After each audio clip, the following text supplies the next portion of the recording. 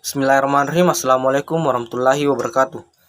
Saya atas nama Jumardi Singkeru, NIM 20030150111, kelas PJKRC 2020, akan menjelaskan materi pada buku metodologi penelitian dasar pada halaman 13 serta dengan daftar kepustakaannya.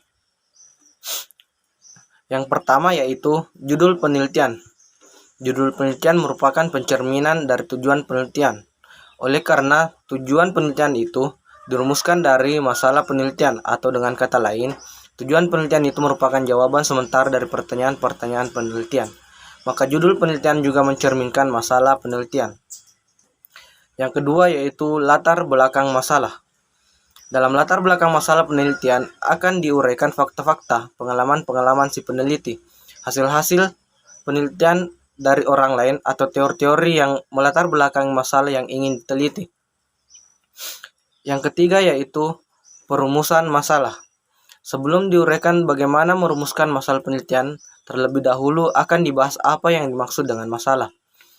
Masalah adalah kesenjangan atau gap antara harapan dengan kenyataan, antara apa yang diinginkan atau yang dituju dengan apa yang terjadi atau faktanya.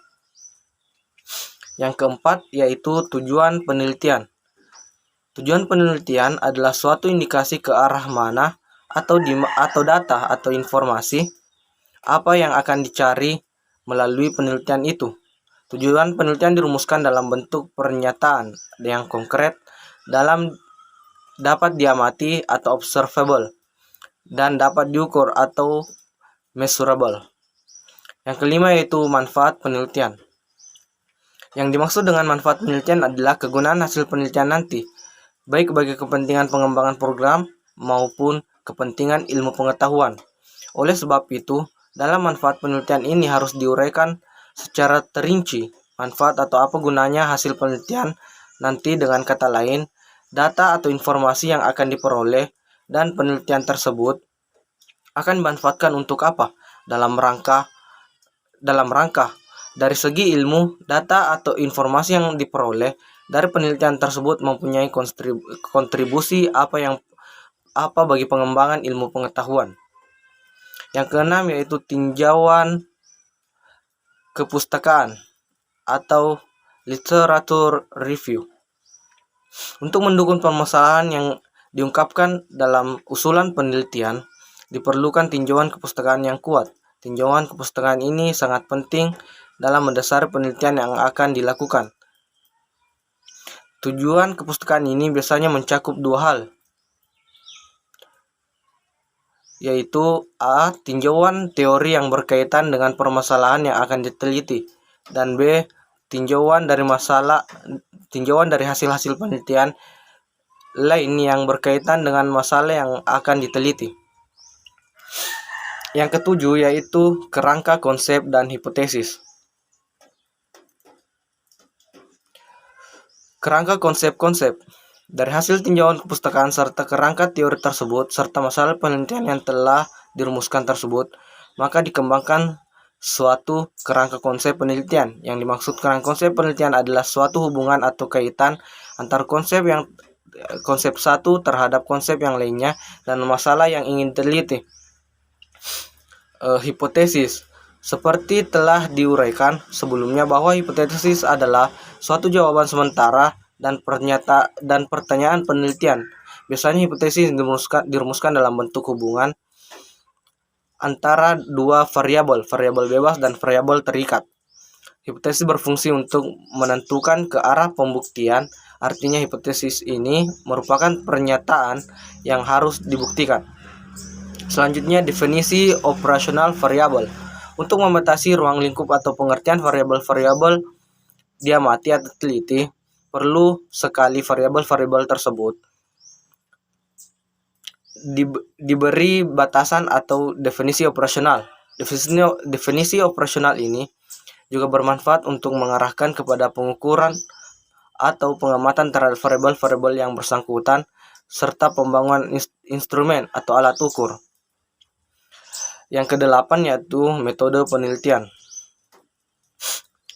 Dalam bagian ini diuraikan tentang metode atau cara yang akan digunakan dalam penelitian. Oleh sebab itu dalam uraian itu telah tercermin langkah-langkah teknis dan operasional penelitian yang akan dilaksanakan.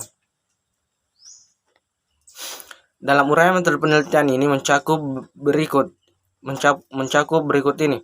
A. Jenis penelitian, yaitu menjelaskan termasuk ke dalam jenis pendekatan atau metode yang mana penelitian yang diusulkan tersebut.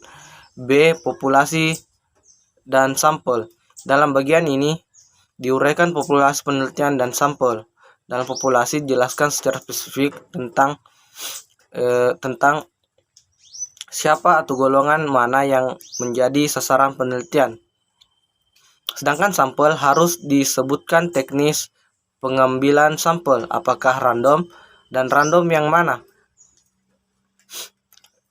C. Cara pengumpulan data.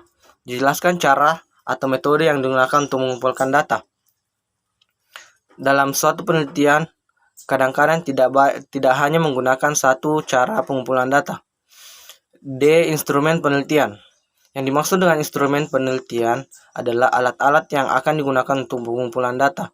Instrumen penelitian ini dapat berupa kuesioner atau daftar pertanyaan, formulir observasi, formulir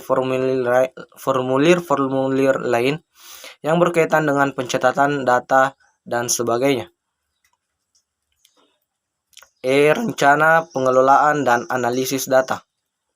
Dalam bagian ini harus diuraikan rencana yang akan dilakukan untuk mengolah dan analisis data. Dijelaskan proses pengolahan datanya dari editing,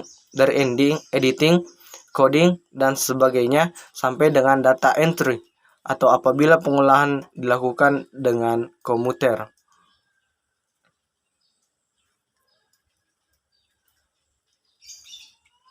Sembilan, jadwal kegiatan. Dalam bagian ini diuraikan langkah-langkah kegiatan dari mulai menyusun proposal penelitian sampai dengan penulisan laporan penelitian beserta waktu berjalannya atau berlangsungnya tiap kegiatan tersebut. Biasanya jadwal kegiatan disusun dalam suatu tabel kegiatan. Yang ke-10, rencana biaya anggaran.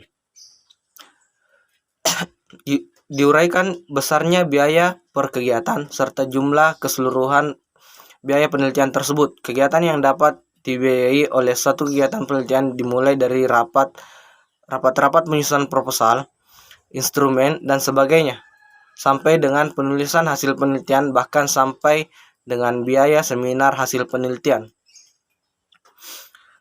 Yang ke-11, daftar kepustakaan adalah semua literatur atau bacaan yang digunakan untuk mendukung dalam menyusun proposal tersebut. Literatur ini umumnya terdiri dari buku-buku teks, majalah atau jurnal ilmiah, makalah ilmiah, skripsi, tesis, atau disertasi.